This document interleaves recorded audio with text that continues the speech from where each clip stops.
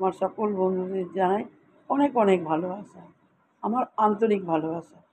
সবাই ভালো থেকো, সুস্থ থেকো। আশা করি সবাই ভালো আছো, আর তোমাদের ভালোবাসা আমরা ভালোই আছি। আজ বলবো, ঠাকুর রামকৃষ্ণদেব চলে এলেন কামারপুকুর থেকে দক্ষিণেশ্বরে। দক্ষিণেশ্বরে মা ভবতারিণীর মন্দিরে। এই মন্দির প্রতিষ্ঠা করেছিলেন রানী রাসমণি। রানী রাসমণি প্রতিষ্ঠিত সেই ভবতারিণী মন্দিরের মা ভবতারিণীর পূজারী হিসেবে থাকলেন ঠাকুর রামকৃষ্ণদেব।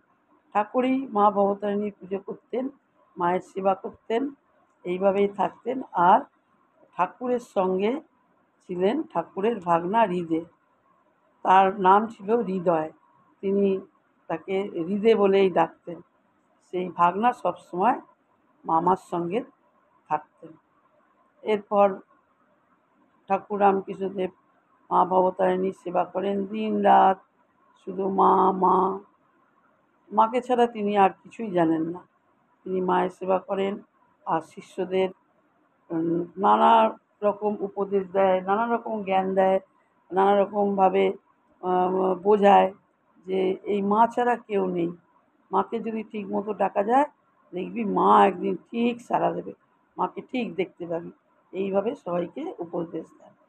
তারপর একদিন এলেন মা শারদা এই দক্ষিণেশ্বরের মন্দিরে।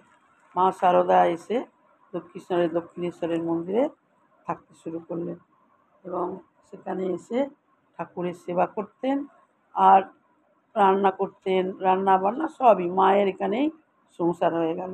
মা রান্না বান্না করে শিষ্য সামন্ত সবাইকে খাওয়াতেন। এইভাবেই চলতে থাকে। মা একমাত্র ঠাকুরের যে দিব্যলীলা, সেই দিব্যলীলা সাক্ষাৎ দেখেছিলেন মা শারদা।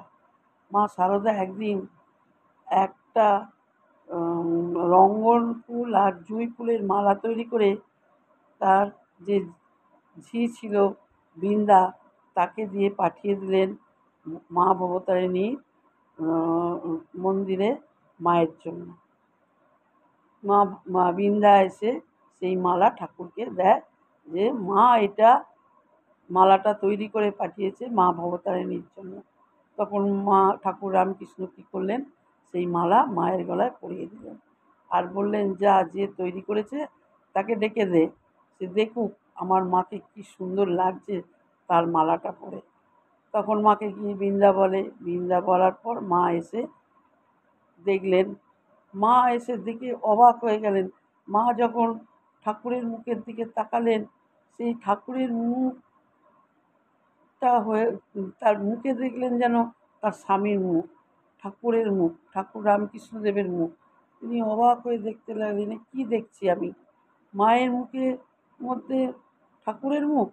তখন তিনি ভাবলেন, সবাই তো পাগল পাগল বলে, ইনি মাকে পেয়েছেন, ইনি একমাত্র মা একেই দর্শন দিয়েছে, মা আর এ একই।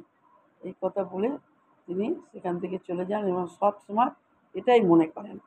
তারপরে তো বেশ চলে, এইভাবে চলতে থাকে। কিছুদিন পর ঠাকুরের গলায় খাওয়া হয়। সেই গলার যে রোগ, বড় রকমের রোগ ধরা পড়ে, সেই রোগ আস্তে আস্তে বাইরেও দেখা দেয়। তখন মা শারদা তারকেশ্বরে গিয়ে হত্যা দেয়, যে ঠাকুরের কাছে চায়, ভিক্ষা চায়, যে ঠাকুরের যেন, তারকনাথের কাছে ভিক্ষা চায়, ঠাকুরের যেন এই গলার যে রোগ, এই রোগ যেন ভালো হয়। সবাই জানে ঠাকুর রামকৃষ্ণদেবের কী গলায় হয়েছিল।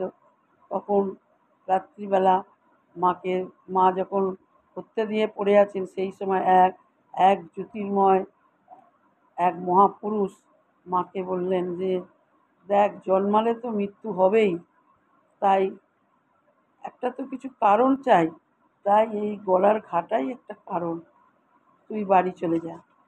তখন মা আর কী করবে, মা তখন ভাবলো যে না, আর কোনো উপায় নেই, এর কোনো ওষুধ নেই। তখন মা আবার দক্ষিণেশ্বরে ফিরে এলেন। ফিরে এসে মা ভবতারিণীর কাছে পড়ে রইলেন, যে মা ভবতারিণীর কাছে দিনরাত জানতে জানাতে লাগলেন, মা আমার স্বামীকে সুস্থ করে দাও, মা আমার স্বামীকে সুস্থ করে দাও। দিন রাত্রি মা সারদা সেই মা ভবতারিণীর মন্দিরে মায়ের পাদ পদ্মে পড়ে থাকতেন। তারপরে একদিন মা দেখলেন যে সেই ভবতারিণী মায়ের গলার সেই রকম ঠাকুরের যেই রকম ঘা দেখা গেছে সেই রকম ঘা সেই মায়ের গলাতে। মা সারদা দেখে অবাক হয়ে গেলেন। তখন মা সারদা ভাবলেন আর কিছু করার নেই, মা তো আমাকে সব জানিয়েই দিলেন, এতে মাকে জানিয়ে আর কি হবে। এই বলে মা তখন সব সময় মায়ের পা দুটো ধরে কাঁদতে শুরু করলেন। আমি যে অনেক ছোটোবেলায় এসেছি, আজ আমি কী করে থাকবো, এই রকম বলে তিনি কাঁদতে লাগলেন। মায়ের খুব ছোট্টবেলায় বিয়ে হয়ে যায়। মা যখন এসেছিল একবারেই ছোটো, কিছুই বোঝেন না, গরিব ঘরের মেয়ে, আর গরিব ঘরেই এসেছিলেন।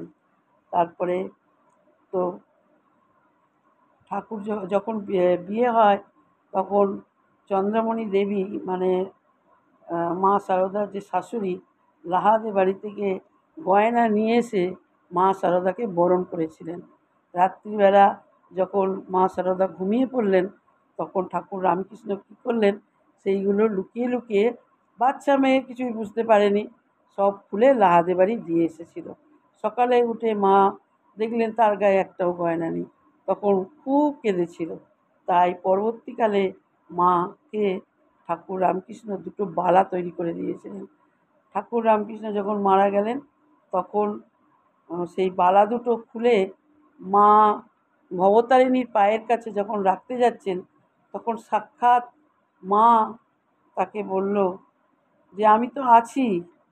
ঠাকুরের রূপ ধরে বললেন, আমি তো আছি, আমি তো এ ঘর থেকে ও ঘরে গেছি, আমি আর কোথাও যাইনি, এই জিনিস তুমি হাত থেকে খুলবে না, এটা তোমার হাতেই থাকবে।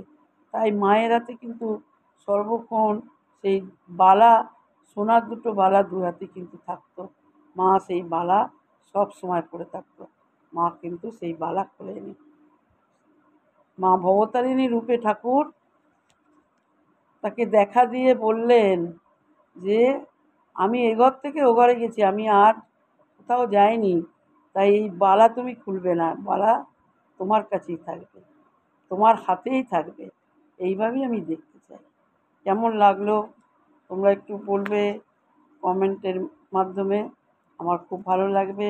তোমাদের একটা কমেন্ট আমাকে আরও উৎসাহ দেবে, আমি এই রকম ছোটো ছোটো কাহিনি যেন তোমাদের বলতে পারি। বেশি বড় বলবো না, তোমরা কিন্তু আমার এই সমস্ত গল্পগুলো শুনবে, আমার পাশে থেকো,